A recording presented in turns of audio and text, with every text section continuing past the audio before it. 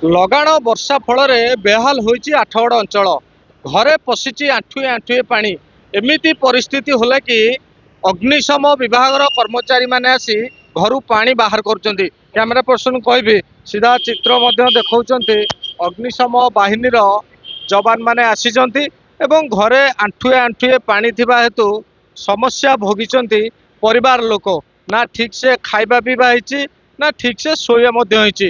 କିଭଳି ଭାବରେ ଅଗ୍ନିଶମ ବାହିନୀର କର୍ମଚାରୀ ମାନେ ପାଣି ଘରୁ ପାଣି ବାହାରି କରୁଛନ୍ତି, ଯାହା ଫଳରେ ଏ ପରିବାର ଲୋକଙ୍କୁ କିଛି ସମୟ ରାସ୍ତାକୁ ମଧ୍ୟ ଓହ୍ଲାଇବାକୁ ପଡ଼ିଥିଲା। ତାଙ୍କ ସହ ମଧ୍ୟ ଆଲୋଚନା କରିବା। ଭାଇ ଆପଣଙ୍କ ନାଁ କହିବେ?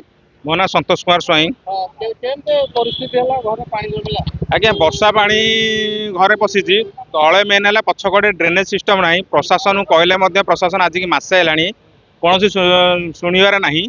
6 ଥର ଆପ୍ଲିକେସନ ଦେଲା ପରେ ମଧ୍ୟ ଆସିଲାନି, ଯାହାଫଳରେ ଆଜି ମାନେ ବାଧ୍ୟ ହେଇକି ଫାୟାର ବାଲାଙ୍କୁ ଡାକିକି ଘରୁ ପାଣି ଚୁଛେଇଲୁ। 15 ଦିନ ହେଇଗଲାଣି ଆମେ ପିଲା ଛୁଆ ରୋଷେଇ କରିପାରୁନାହାନ୍ତି, ଖାଇ ବି ପାରୁନାହାନ୍ତି। ନା ପ୍ରଶାସନ ପାଖରେ ବି ଖବର ଥାଇ ମଧ୍ୟ ପ୍ରଶାସନ କୌଣସି ନିଦା ବିଷ୍ଣୁ ସାଜିଛି, ଯାହାଫଳରେ କି ଆମେ ବହୁତ ହଇରାଣ ହେଉଛୁ। ଆଣ୍ଠିଏ ଆଣ୍ଠିଏ ପାଣି ରହୁଛି, ତାର କିଛି ବ୍ୟବସ୍ଥା ନାହିଁ, ତାର କ'ଣ ସଲ୍ୟୁସନ କିଛି ବି ନାହିଁ। କ'ଣ କଲେ କାହାକୁ ଗୁହାରି କଲେ କିଛି ଜଣା ପଡୁନାହିଁ, କାହାକୁ ଗୁହାରି କଲେ ବି ତାର ସମାଧାନ ହେବ ଆମେ କିଛି ଜାଣିନାହୁଁ। ଏନ୍ଏସି ପକ୍ଷରୁ ଆସିଥିଲେ? ନାଇଁ, ଏନ୍ଏସି ପକ୍ଷରୁ କାହାକୁ ଦେଖା ଦର୍ଶନ ନାହିଁ ମଧ୍ୟ।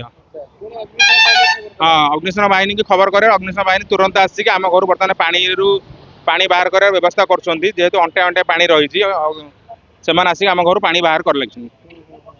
ଖାଇବା ପିଇବା ଆଜ୍ଞା ମାସେ ହେଲା ରୋଷେଇ ବାସ ନାହିଁ, କାରଣ ଘରେ ପାଣି ପଶି ଅଣ୍ଟେ ଅଣ୍ଟେ, ତେଣୁ କିଣିକି ଯାହା ଖାଉଛୁ, ଛୁଆଙ୍କୁ କିଣିକି ଦଉଛୁ।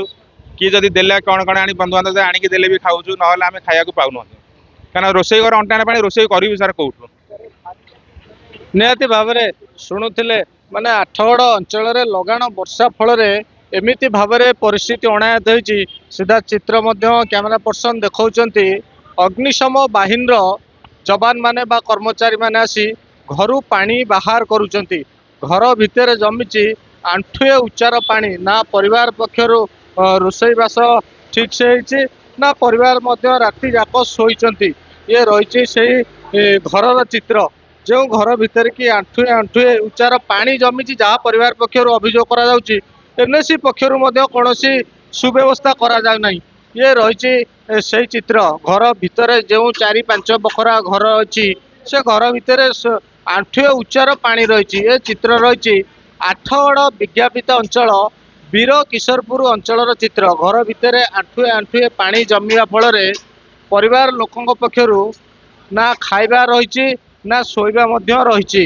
ଇଏ ତମାମ ପର୍ସନ ଦେଖାଉଛନ୍ତି ଘର ଭିତରେ କିଭଳି ଭାବରେ ପାଣି ରହିଛି, ଯାହା ଫଳରେ ଲଗାଣ ବର୍ଷା ଫଳରେ ଏମିତି ସ୍ଥିତି ଆଠଗଡ଼ ଅଞ୍ଚଳରେ ଦେଖିବାକୁ ମିଳୁଛି। ଯାହା ଫଳରେ ଅଗ୍ନି ଯବାନ ମାନେ ଆସି ଘରୁ ପାଣି କାଢୁଛନ୍ତି, ଯାହାକି ପରିବାର ଲୋକଙ୍କ ଅଭିଯୋଗ ରହୁଛି ଏନ୍ଏସି ପକ୍ଷରୁ କୌଣସି ବ୍ୟବସ୍ଥା କରାଯାଉନାହିଁ, ଯାହା ଫଳରେ ତାଙ୍କୁ ଏମିତି ପରିସ୍ଥିତିର ସାମ୍ନା କରିବାକୁ ପଡୁଛି।